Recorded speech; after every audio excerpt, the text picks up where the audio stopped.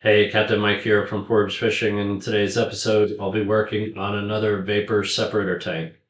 And this one is on the Yamaha 4-cylinder 2.8 liter motor. And they were made with 150 horsepower, 175 horsepower, and 200 horsepower additions. So stay tuned for all the details.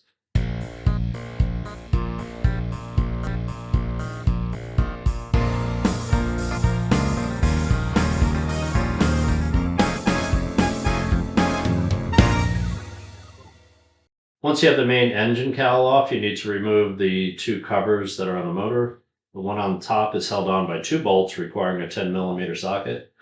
Once you have the bolts out, you just pull the cover up off the rubber grommets. Top tip, I like to replace those bolts right back where they go, in this case, just so I don't lose them.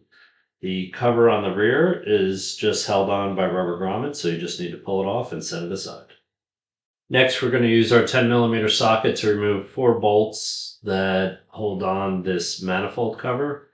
I think it's odd that they call it a manifold cover since it's actually covering your high-speed fuel pump. Next, we have to take the fuel line off the low-speed pump, and there's going to be a little bit of fuel in there, so you may want to either use a rag or a catch can. Next, you're going to want to remove all the bolts from the intake manifold. There's ones in the rear part of the manifold and up front.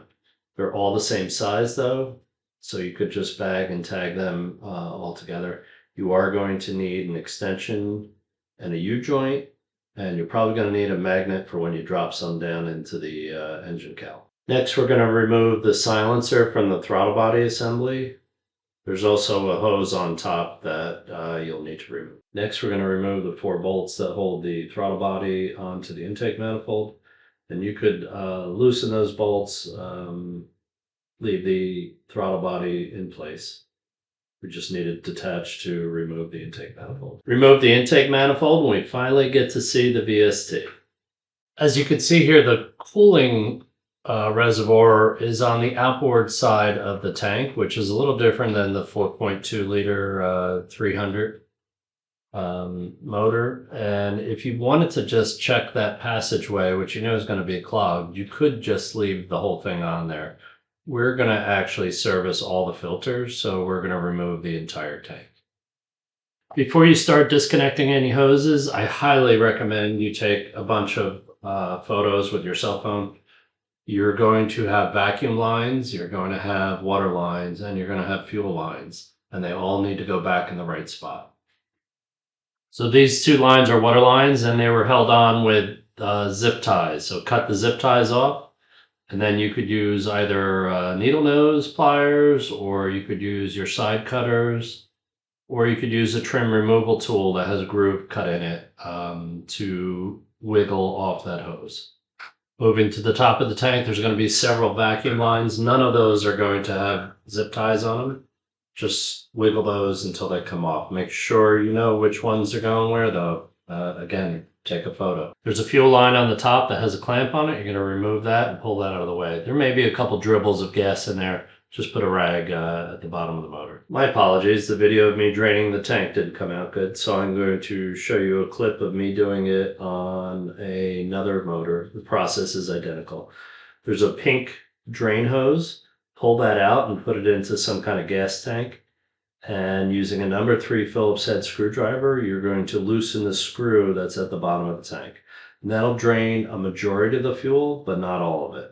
Use a 12mm socket on an extension to remove the 4 bolts that hold the VST on.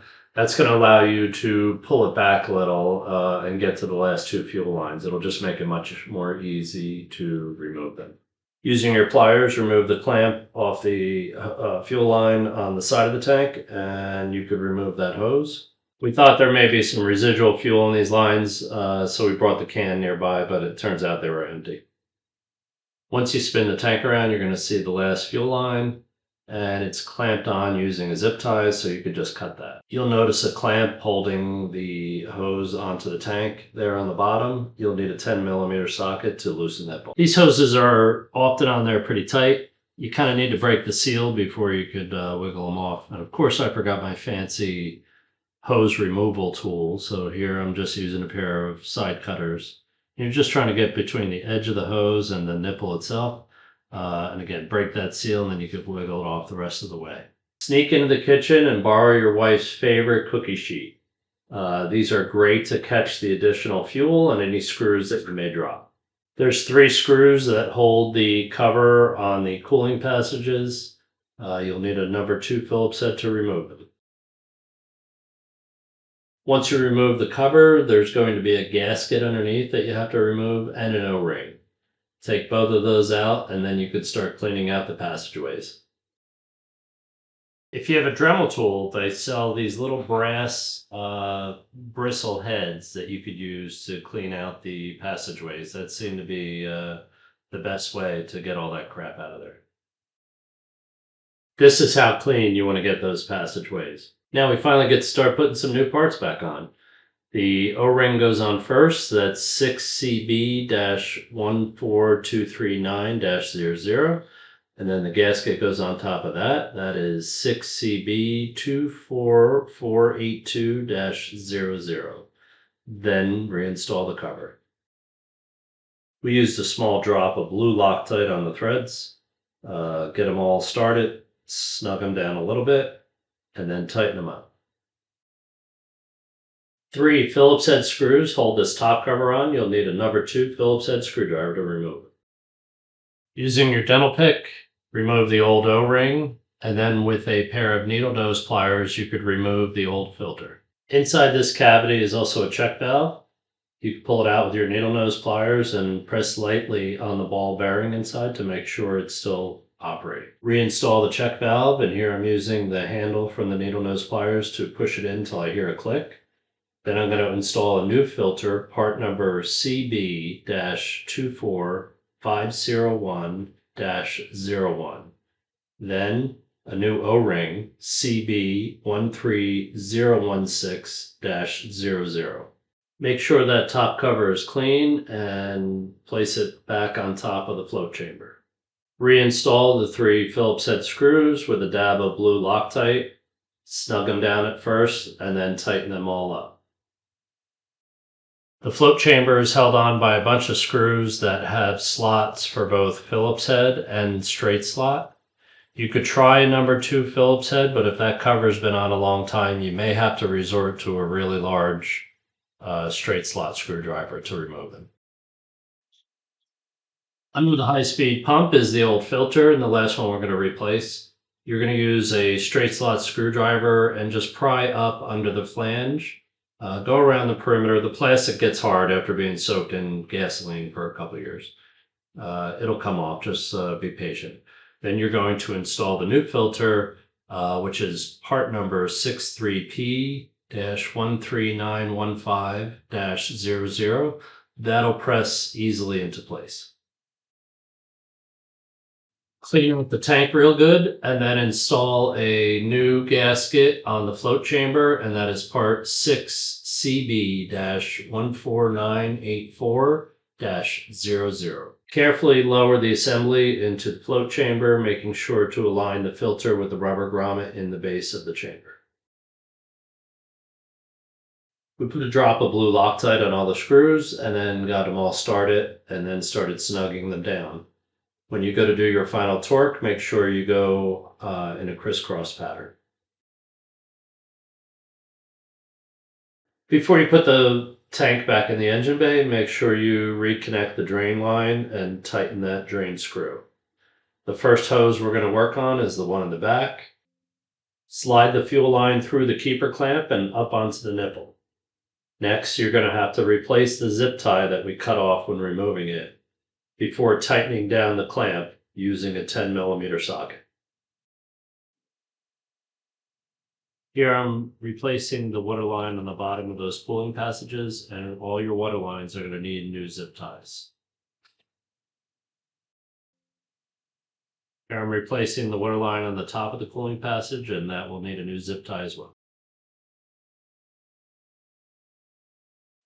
Next, reattach the fuel line at the top of the tank. And remember, that one had a metal clamp, so you just use your pliers to reattach them.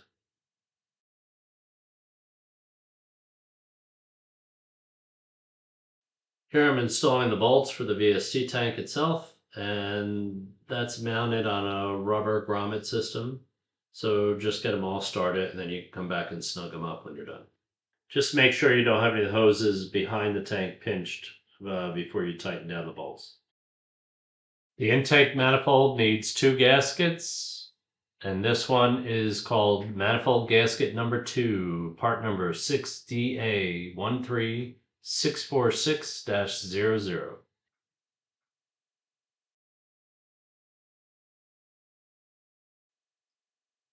The next gasket is called manifold gasket number 1, part number 6DA-13645-00. And for both of these gaskets, you'll notice that there's little indexing tabs that have to line up with the plastic intake manifold itself. There's little grooves in there. Just make sure the entire gasket is embedded in these grooves.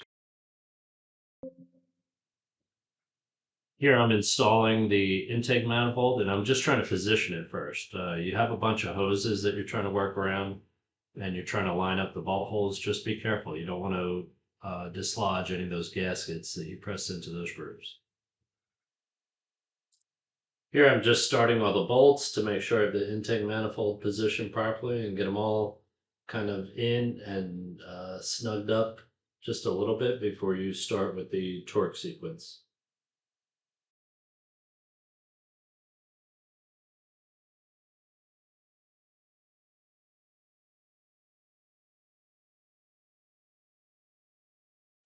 Torque requirements for the intake manifold are 17.7 foot-pounds, and if you see these numbers up on the screen, that is your tightening sequence, and you only need to go around them once, unlike the 4.2 liter V6s where you go around twice.